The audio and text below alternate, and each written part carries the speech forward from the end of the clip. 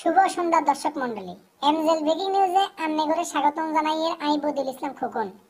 আপনারা জানেন ক্রিকেট খেলা হয়তো দেশে বিদেশের মাঠে ঘাটে, কিন্তু অনগা এই খেলা আর বেডরুমে খাটে খাটে। আপনারা বুঝতেই পারছেন আমি কার কথা কইয়ের। হেতে আর কেউ নো, হেতে আঙ্গ দেশের ফেস বোলার বাগের বাচ্চা ডুবিল্লে। চলুন চাই আই হেতের এই কাহিনী লই অন্যান্য ক্রিকেটাররা কিয়া কর। আপনারা জানেন যে আমাদের পেস বোলার রবিন একটা মেয়েকে বোল্ড আউট করে দিয়েছে, যদিও মাঠের বাইরে বোল্ড আউট করা উচিত হয়নি।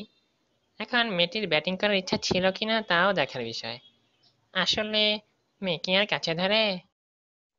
আসলে ম্যাগনেট অ্যাকশনের কথা আমিই ওকে বলেছিলাম, কিন্তু শালার কালা পাহাড়টা যে এত বড় ম্যাগনেট হয়ে যাবে তা আমি ভাবিনি। ভাগ্যিস ডানো দুধের কথা বলিনি। Oh man, আমি কখনোই বুঝি নাই যে Rubel is so strong. Bangladeshi পোলা। হ্যাঁ, তবে আমাকে মতনই দেখতে। He's so strong. We're proud of you, Rubel. The West Indians are proud of you.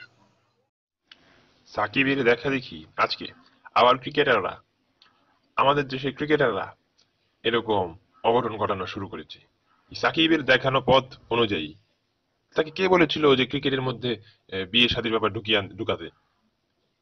Shakib রুবেলকে কি বুদ্ধি দিয়েছে তা আমরা উই উইল ইনভেস্টিগেট। রুবেল বা হ্যাপির কোনো দোষ নেই, সাকিবের দোষ। সাকিব সবাইকে এরকম উৎসাহিত করেছে, সে কেন বিয়ে শাদী করলো ক্রিকেটে থাকা অবস্থায়? হ্যাঁ, আমরা সাকিবকে জিজ্ঞাসাবাদ করবো। নো, এভাবে চলতে পারে না। এবং সাকিবকে আমরা আবার পারলে 6 মাসের জন্য নিষিদ্ধ করে দিব।